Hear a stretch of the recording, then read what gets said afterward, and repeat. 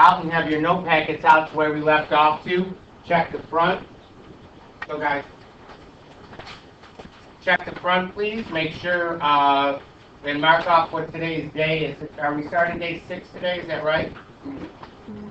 Okay, 7 is review and then 8 is the test. So make sure you're keeping track. That means that we're on schedule to take our test. What day? Thursday? Okay. And Friday we don't have school, is that right? Okay. So make sure, please, you understand on Thursday morning, is this all? Thursday morning when you come in, that's what's going to be happening. We should, by and large, do pretty well. Where did all of those questions, where did the last 2 questions come from? Wow, where did the last 2 questions come from? Yeah, they were the exact same questions from the homework. One of the things I always think is funny is when, and this came up on the last one that we did, someone was like, well, I didn't do well on this. Well, that means that you didn't do the homework. I mean, the questions, I didn't even change the numbers. So hopefully we did very, very well. Let's go in right now. We're about 60 days in. You should know by now what we're going to be doing. We left off on page 31.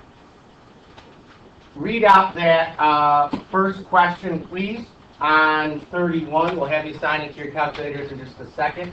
Yep, you can do that now then. Go in, please, and answer out question A on page 31 right now. You should all be able to sign into your calculators at this point. Read out and do question 31A right now.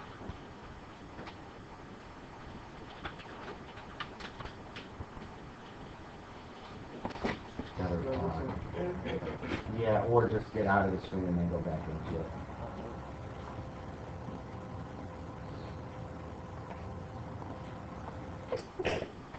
That's you.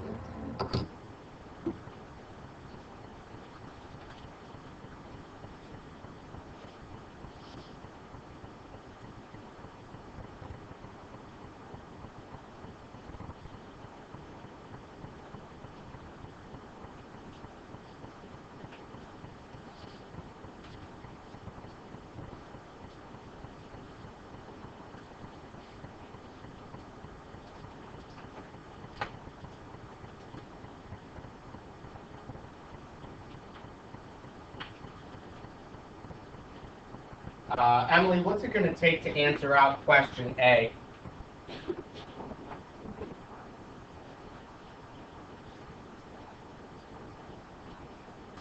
And do what to those?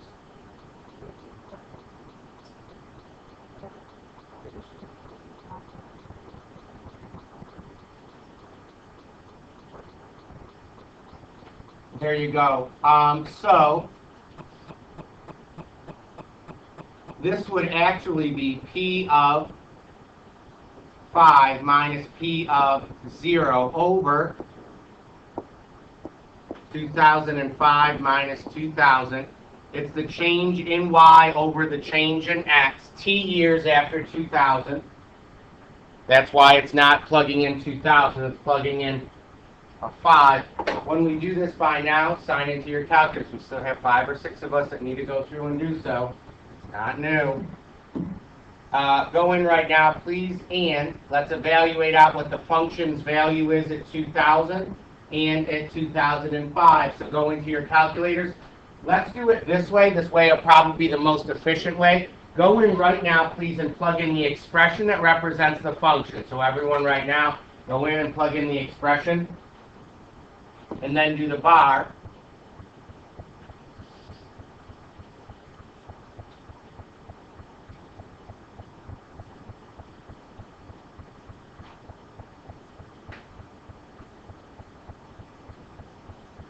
No, not with the y equals. Delete that y equals that's in there.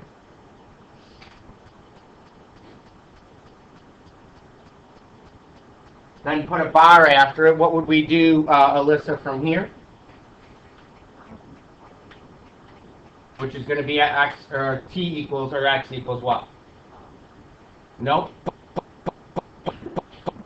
We got to start off with our Well, we could do it as let's do the 5 first, because that's the one we're going to list out first. And then we need to plug it in as to represent the year 2000, what would our input be? 0, yeah. So we have our two values, and then we need to divide that by 2005 minus 2000. So you can go right into your calculators at this point, set it up doing control division, so go through and hit that. You need the function at 2005, exact value, minus the function at 2000, all over 2005 minus 2000, get typing. Love that we watch. And wait to be safe. So here's the work that you would be expected to show out on your paper right now. And it wanted it rounded to what position? Hundredths. So this is what your papers all should look like. So what would your answers be to this question? Trevor?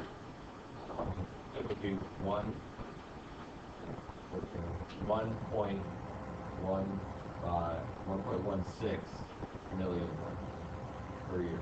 There you go.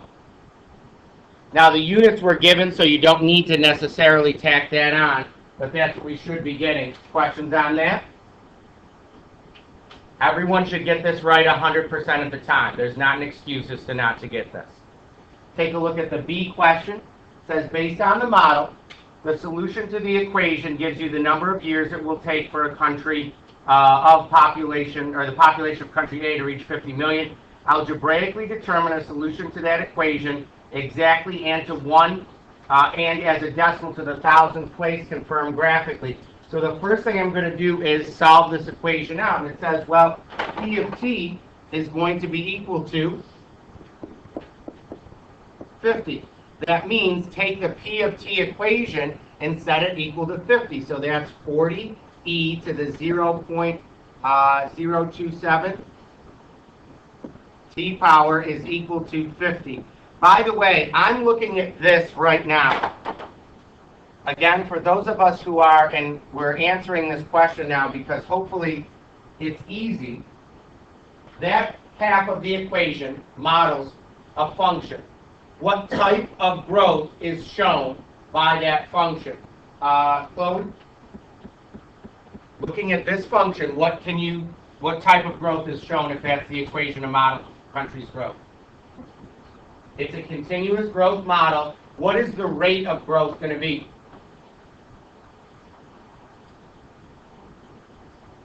Nope. Hands up, please, if you can tell me what the growth on this is going to be.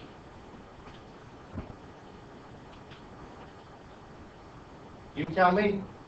We've been looking at the same thing for a long time now. 2.7%. If it was decay, it would be negative 2.7, etc. Now, our task is to go through and solve this equation out algebraically. The first step, when you do that out, that I'd always advise you to do, you're free to do as little as you'd like. I always ask that you circle the base and exponent. That way, solving for it is going to be a heck of a lot easier. So, looking at what we have, Johannes, what would you do to solve for the t now? Divide both sides by 40. So when I do that, we've got e to the 0.027 t is equal to 5 divided by 4, 5/4. What would we do now from here? Noah? You would find what e to the 0.027 power is. No, we can avoid that piece of it. He's saying compute and determine and alter the base. That gets us to the same thing. You tell me what we would do to solve this out from here. Seriously, 3 people? Jason?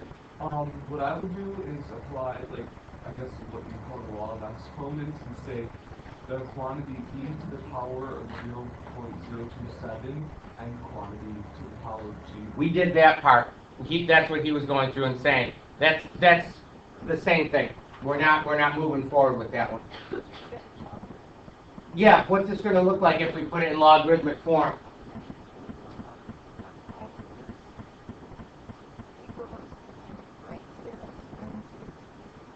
You could also, who could give me another way of writing this? She gave me the most condensed way possible, so I know she knows what's going on. What's another way of giving this out that's equivalent to what you just wrote out? Jonathan? Log E. Yeah, log with a base of e. They mean the same thing. Looking at what's there, though, we're to this point. What do we do now? I'm asked to determine what our t value is. And then do what to it?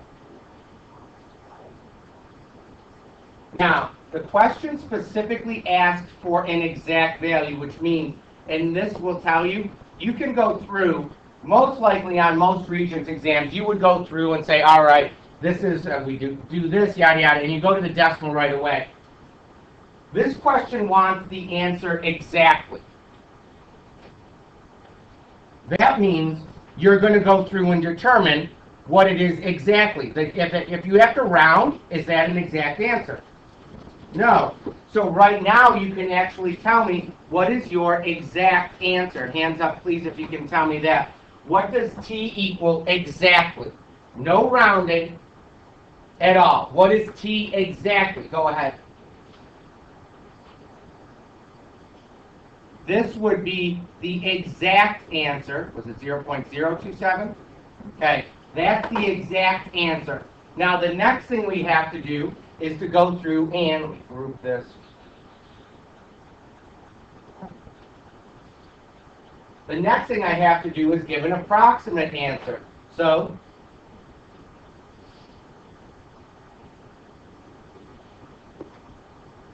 that's when you go into your calculators and you give out your approximate answer.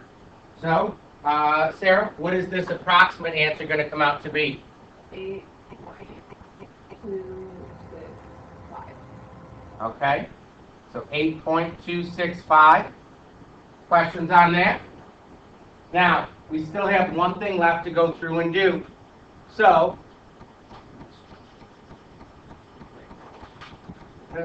the last thing is, it said on there to show it out algebraically, or sorry, show it graphically too, is that right? How can we get our answer graphically? Well, we've got to do two things. You're going to go right now into the graphing option. So instead of going and getting a whole new document, we can't just get a new problem. So go into hit, go in and please hit, do we hit menu, I think it is? Oh, sorry, I think if we hit doc, sorry, hit doc, go down to, let's see, insert. We can go and insert a problem. And then we're going to add a graph to that. So we're sort of starting fresh. From here now, you're going to graph out the two halves of the equation and figure out where they intersect. So go into your calculator, plug in the first half of it, and then the second half of the equation. So what two things will we be plugging in? The equation has two halves on it, the one you just solved. It has a left half and a right half. You're going to plug each half in as a separate line, and we're going to figure out where they intersect. So the first half would be 50. What's the second half going to be? You got to graph another one. What's the second half going to look like? 40e to that power. Now, this always comes up too. Somebody will screw it up and put in a t instead of an x. Now, get out of that screen. No. Oh, hang on. We'll get to it in a second. Right now, think about what you're looking at. And some of you are going to go, I don't see anything. Who can tell me one reason you're not going to see anything? You should look at this and go, yes, I know. Obviously, you're not going to see anything, nor should you be expecting to see anything. Emma, what do you say? Yeah. How high? What's one of the lines we're graphing? 50. So, and by the way, which quadrant do we need to look at out of all four of those? What's the only quadrant that we're going to be looking at? Michael? First quadrant. So let's go into our calculators and let's do this. First thing that we should be going through and doing is go into your Windows settings. Our X-min should be, let's say, -1, and our X-max. Now, by the way, where did we say the intersection occurred at what value? What did we say it was? At 8? All right, so let's go from like -1 to like, instead of, so we can see 8 kind of clearly, let's make it like 15. And our Y-min should be like -1. Our Y-max, though, it's going to be at least 50, Let's try to make it, I don't know, 100. We can always change it if we need to. This is why, we say these are sometimes like Zoom stupids, because you've got to be able to think your way through them. The zooming is just blind, completely blind. This is much more indicative of what we want. Go into 8 for geometry. Points. No, go to points. And then find your intersection point. You're going to select this graph and select both of them.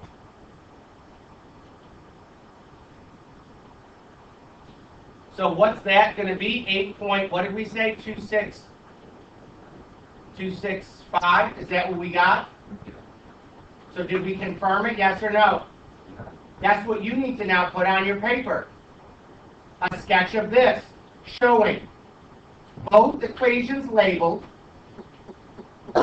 There's 3 things that need to be there. You need to show me a graph in the first quadrant. Show me this representation of it. And then you need to go through and show me what the point of intersection is. Label it. So 0.865, comma 50. And label those 2, not lines, but those 2 graphs. Yes? Do the thing where you like throw the more decimal places? I can't hear what you're saying. How do you do the thing where you can see more decimal places? If you want to do it, you can hover over it, but here's a shortcut to it. Go into doc. No, sorry, go into try menu, go down to 9 for settings. Now, that way it changes. If you change it to like float 10, you never have to worry about hovering over. Wasn't it in here where we struggled to like get it to do the claw so you could hover over and hit plus? I thought that was the case. If you change it in here, it will automatically show 10 instead of 2. But there's more than one way to do it. So you can either hover over it, get the hand to look like a claw and start hitting plus, or you can go back and change what the graph and geometry settings are and work from there. Okay? Questions on that?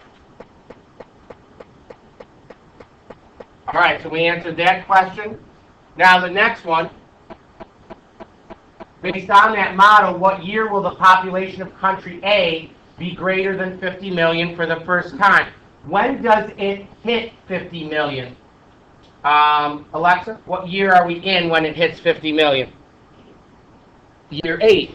So what would your answer be to C? Close. If she wrote 9 on her paper, she's getting 1 out of 2. Actually, might even get the whole thing wrong. I don't know. Be a 2-pointer, but not full. Jonathan? Years. What's that? 9 years.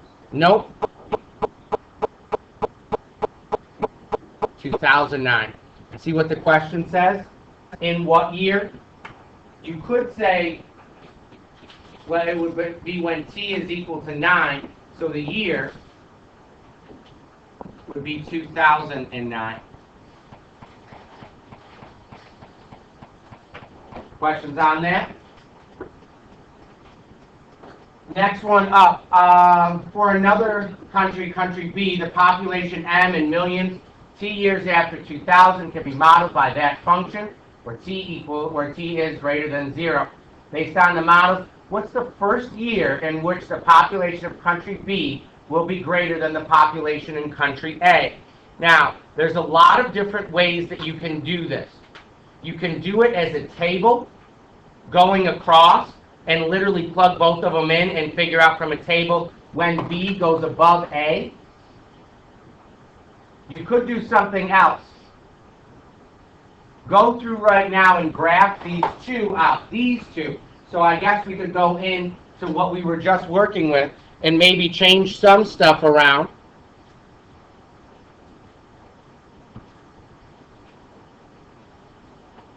So go in. We can even work from that same document. You're going to graph out both of these and figure out when they're equal, and then we're trying to find when country B is greater than country A.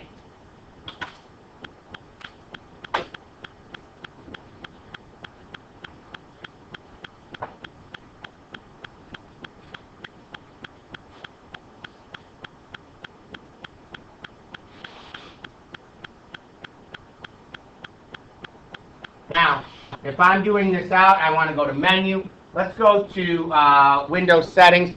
let's make our time be out to like year, I don't know, let's try 100 years. So from like -1 out to 100. I always do -1 so I can see the x-axis. And my spacing I'll make by 10 on the x-axis. Change our x-axis there just so it's 10 so it's a little bit easier to see. I think if you delete it, it'll come up as, you can just type in 10. Our y min, let's make it -1. And let's make it go up to 200-ish. Scale be by 10. Now, what do we notice about this?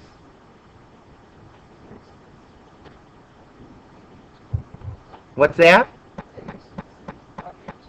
Yeah, so I guess I'd say this. I think that the question might be incorrect. Because if they intersect in quadrant 2, it was before 2000, and does the model apply before the year 2000? No, so let's do this. Does anybody know what we could get rid of that would make this workable? Let's get rid of that negative. So go in on the second graph, get rid of the negative because that means the second graph will start out at a lower population but increase at a faster rate because the growth on the second one would be 0.42. Now, can we see where that's going to... Okay, now let's find our intersection point. So we'll go back and change it. We changed that equation. Let's find our intersection point between these two graphs. And what year is that going to be at? You got to select the second graph, and then it'll show up for good. All right, now, what year will that second country overtake the first country? In 2009? Well, sorry, let's make sure we're answering the question right. What's the first year? So since the first year would be 2009. Now,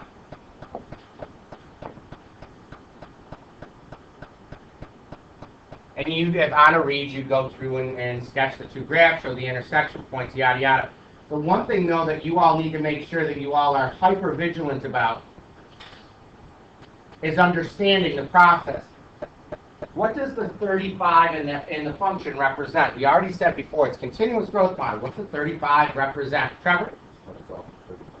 And what does this right here represent, Trevor? What's that coefficient for the t represent? The rate. And that's the whole point. He said it correctly. What is this? What's happening in country B?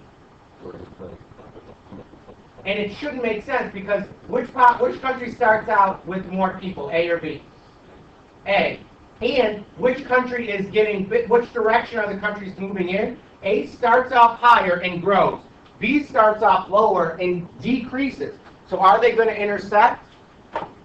Not unless we make that manipulation, at which point B starts out lower and starts going up and increases faster. Now, here's a great one. Environmentalists will capture an endangered species and transport the species to a controlled environment where the species can produce offspring to regenerate. Again, understand, are these supposed to be interesting? They're like mental Novocaine. They're going to numb you down. So the birds, wonderful. Now, suppose 6 bald eagles are captured and set free. Based on experience, the environmentalist model the population of bald eagles after 2 years to be dead. Holy cow. What a long way of saying a lot and nothing interesting. Now,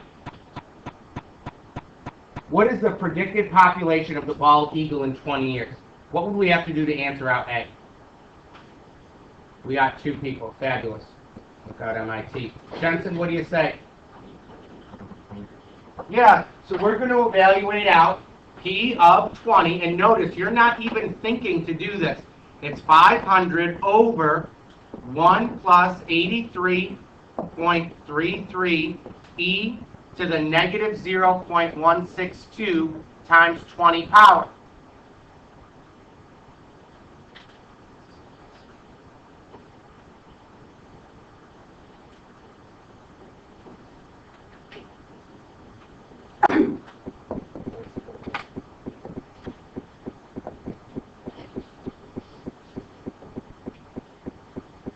So now you go into your calculator and you evaluate it out.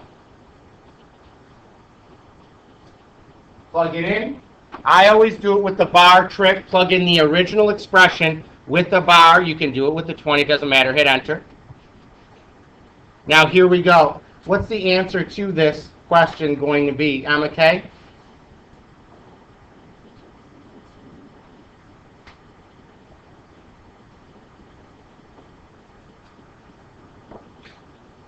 You can't have 0.27 of an eagle floating around.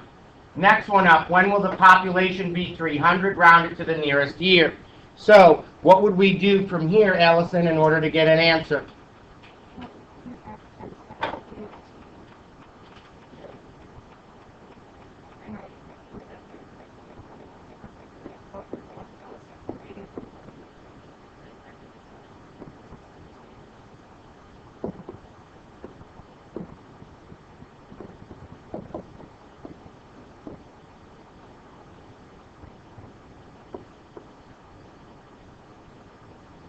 What would we do now from here, Peter?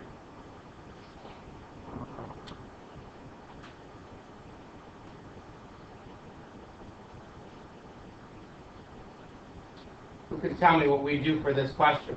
One, two of us? Jason? You would multiply, or you divide, no, sorry, multiply both sides by 1 plus, 8, 3, 1, 3, e to the power of -0.1. You could. Who's got another? Wait, you're going to get to the same thing. You will get to the same answer. Jonathan? Just cross multiply, get you to the same equation. So this would be 500 is equal to 300 times 1 plus 83.33 e to the negative 0.162 t power. We need to solve for the t. So, Peter, what would we do now from here? Not distribute. Yeah, let's divide both sides by 300. That's going to leave me 5/3 is now equal to 1 plus 83.33 e to the negative 0.162 t. What happens next from here, Tyler? We would subtract 1 from both sides. What's 5/3 minus 1 going to leave you with? So we do 2/3. So we've got 2/3 is equal to 83.33 e to the negative 1.62 t power. Whew. Haley, what do you do from here?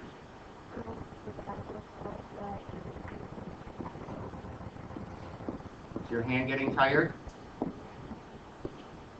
Do you hate eagles yet? Good. That's the goal, to make you hate an eagle. Who can tell me, please, what we would go through and fill in on the left-hand side? You tell me, what is that going to... Michael, what am I writing out on the left?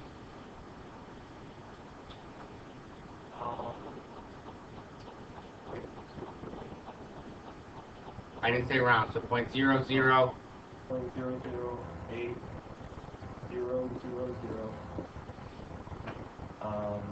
3200. I'll stop there, but see how it goes. It's not just that. It continues on. What would we do now from here? Hands up, please, if you can tell me what happens at this point. One person. Jack?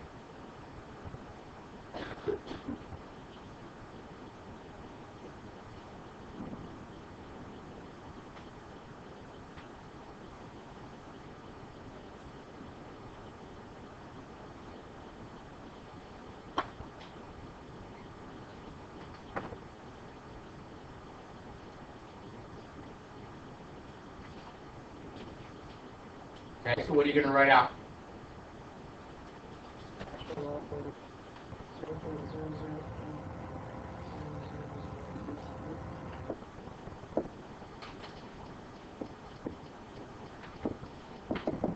Get up.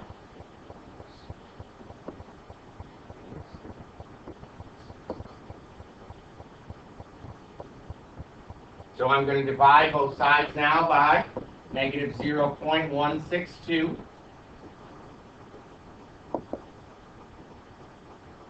Those are now gone, and it would be t approximates 2. So go into your calculators. Now, here's one thing we need to make sure of. Nope, whomever this is, go back, delete what you have there. You need to select this up here. Use the exact. Stop, don't ever round. Plug the whole thing in, divided by, what was it, 0.62, or is it negative something? Okay. And what do you get? 29.804.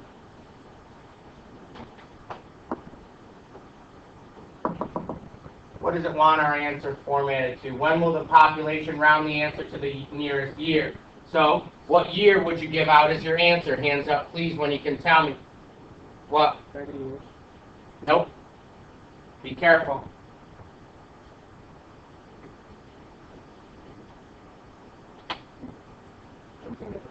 Oh, it doesn't give an initial year. I'm sorry. I'm sorry.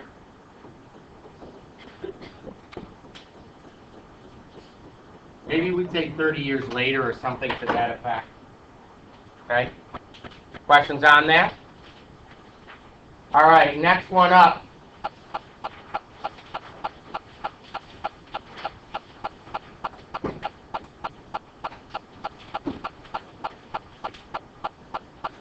And this, by the way, is an actual thing.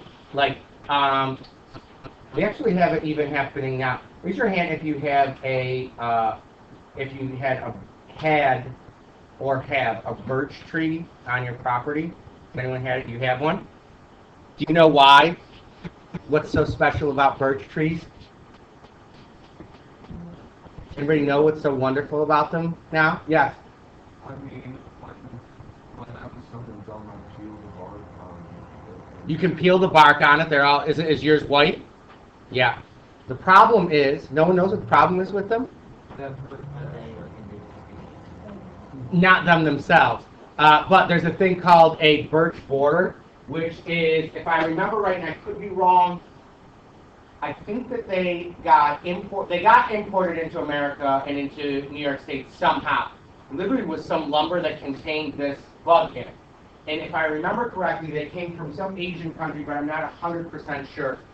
And they're these little bugs that go in, and like some sort of beetle, and they literally get into a birch tree, and and they lay their eggs.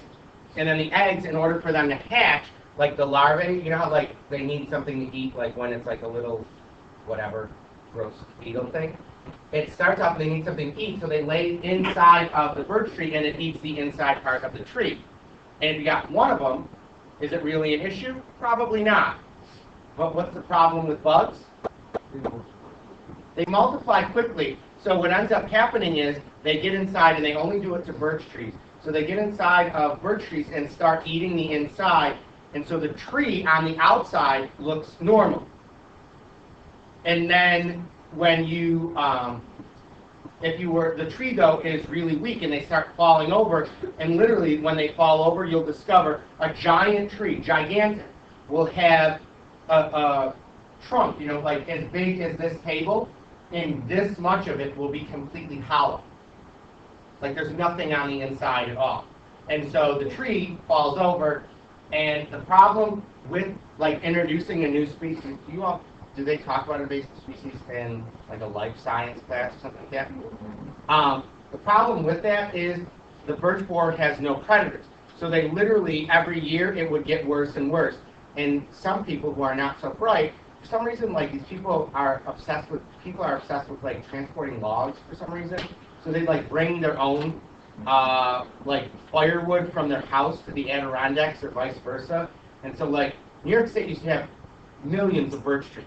And now we're at least down to maybe 1/10 of what we had before. And they all fall over. And I know personally because in 2010, 2008 maybe, I bought a house and it had this beautiful white birch tree. Literally, it's a ranch, so it's shaped like a rectangle. And it was literally like right next to one of the bedrooms.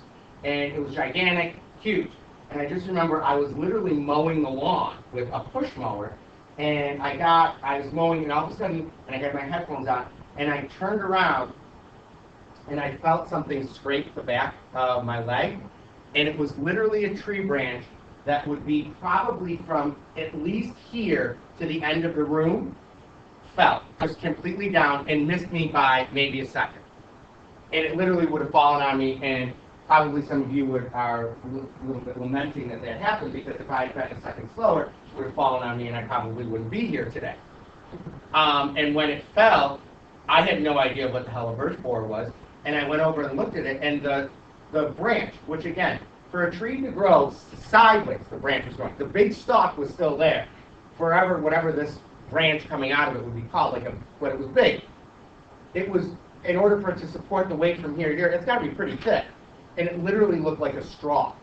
Like the inside of it was hollow. I could see out the other end of it. And like literally you could punch it and it would cave in. And you'd think that that would take a long time to get out.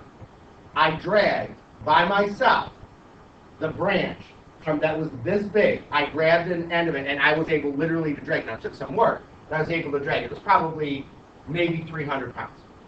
That's it. For a tree branch that long, that's at least 1/10 of what it should weigh. Because the whole inside of it was hollow. And then the scary part was there's still a gigantic thing right next to the house coming over. The guy, when he came from Birchcrest, literally put a rope on it and goes, all right, watch this. And he pulled on the rope, and the tree fell right over into the yard. And it crashed and like shattered like a vase would. But it was a gigantic, colossal thing. So these things happen all the time. And actually, did any of you near, I think that they're in Canandaigua Lake. Has anybody been at or near Canandaigua Lake? Do they have those mussels or something in there, or like algae? Do they talk about invasive species with Canandaigua Lake? Zebra mussels, that's it, because you can't go out because they cut your feet. Have you been cut by them? Not as bad anymore, but yeah, I know. Your feet get cut, especially if you're not expecting them. And the problem with invasive species is there's nothing there to get rid of them.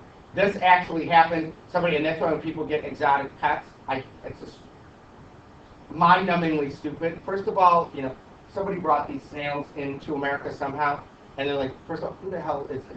Who's going, oh, Mom, can I get a snail? Second of all, what kind of moron goes, oh, here's a snail that's never been in America before. Let's throw it out in the yard and see what happens. But that's actually what happened. The grandmother was mad at the child for getting these and wanted to punish them for like not doing their chores or something. So they literally put this giant snail out into like their garden, and it's like a Tyrannosaurus Rex of snails. They get huge and they just destroy everything, and they're actually so big that nothing can eat them. So they literally had to go around, and like the Department of Environmental Conservation was like taking them and like taking them. Even if you go down in Florida, if you have relatives down there, or maybe they've talked about it in class, I don't know if it's boa constrictors or pythons. Maybe it's like a Burmese python. I don't even get why people would want pets. Not to judge, but this is personal judgment. Why someone would want a snake for a pet is beyond me. Like they're not cuddly, they don't do anything. You're just sitting there staring at something that would probably be rather outside. You're both looking at each other like with this mutual look of disappointment all the time. The snake wants to be outside and away from you, and you're looking going, God, I'm so boring, I'm looking at a snake. They take the snakes down in Florida, and these people go, oh, the snake is like too big. So what do? They dump it in the Everglades, or like in the woods. So the Everglades now is littered with snakes that are cute. We're talking, they eat deer. That's no kidding. They actually eat deer. Like that's how big they are. And there's nothing that goes through and eats them. So down in Florida every year they have like this hunt-a-thon, which another thing you want to do is, of course, they tell people, go take your guns out to the Everglades and shoot these snakes. We'll give you $1,000 for each one you bring back. So you have a bunch of people with guns trying to pull out, or whatever they have, maybe machetes, trying to pull snakes out of the water. What could go wrong? So every year, like 1 or 2 Floridians, like they might get like 8 or 9 snakes out, and then you lose like 1 or 2 people. But the snakes that they pull out are colossal, just huge, huge. And that's what happened with these snails. The person went through, a boy smuggled in 3 for some reason. His grandmother, here's an idea, get a dog or a cat. There's thousands of them at a shelter, and they don't eat any. Cats eat mice. We don't want more mice. Grandmother let them out into the garden. 7 years later, there's 18,000. Now, they're actually gone because the DEC went in and literally, one by one, picked up 8,000 slugs. Assuming that the population grows exponentially, write an expression for the population for the number of t years since the release. Now, round your coefficients to nearest thousand. When we're doing this, you can get 2 data points from this. Who can tell me what the 2 data points you can get? Because in order to get an exponential regression, you need 2 data points. What are those 2 data points going to be? We got 1, 2, 3 people, 4, 5. What would the 2 data points that we're working with be? Emily, what do you think? So we've got 0, 3, and what's the other one? So you could say kind of this was an environmental disaster. Let's go in now. You're going to give me an exponential regression to model this. So go into your calculators. Let's go back in. We're going to start a new spreadsheet. Just take an exponential regression. Let's do time in years or years, whatever you want to call it. And see, we can call it snakes. Go through and compute that out, round it out. Let's see what that's going to come out to be. What is this called? What is it called?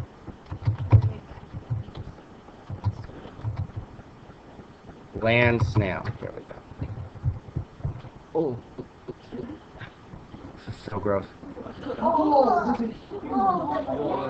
Okay, so obviously, would I harshly judge someone who thinks this is a pet? Yes, that's revolting. Okay, here's an idea. Instead of getting this for a pet, you know what you could go through and get?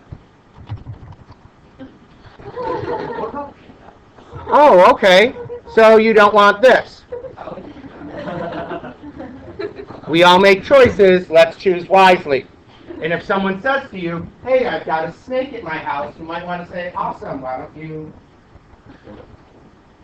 change my number out of your phone? Let's go through and figure out what this is going to come out to be. What would you give out, Alyssa, as your answer?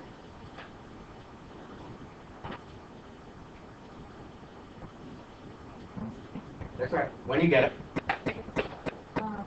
3 times 3.465 Nope. You got to round to the thousandth, so 3 spots. Is that rounded correctly? Yes or no? Okay. If not, yes or no? What's after the 5? A 2? All right. How long does it take for the population to double? Now, how long does it take for this population to double? Trevor, what would you have to do to answer that? You plug in, wait, so it would be 6, but it's a lot. There you go. He said it perfectly because it took you a minute. What were you going to go back to find? I was going to put like 2 and 3x. Yeah, but that doesn't make sense. He instead was smart enough to go back and say, well, wait a minute, what was my initial amount and what was the initial amount? 3. So he doubled it and gave it 6. So this is going to be equal to 3 times 3.465 raised to the x power. Chloe, what would you do to solve this out? Divide both sides by 3, and that leaves me with 2 is equal to 3.465 to the x. What are we going to do from here? You tell me what finishes this off. You're going to use a log. I'm going to say this. Your homework for tonight is to finish up these questions. We'll say this. Get done. Yeah, finish up the questions that are there. They should go quicker without me yammering on. The reason that I tell you that is when you come in, your assessment next time is going to be based on those questions. All right? Have a great rest of your day, love. Sorry, I thought it was Yep.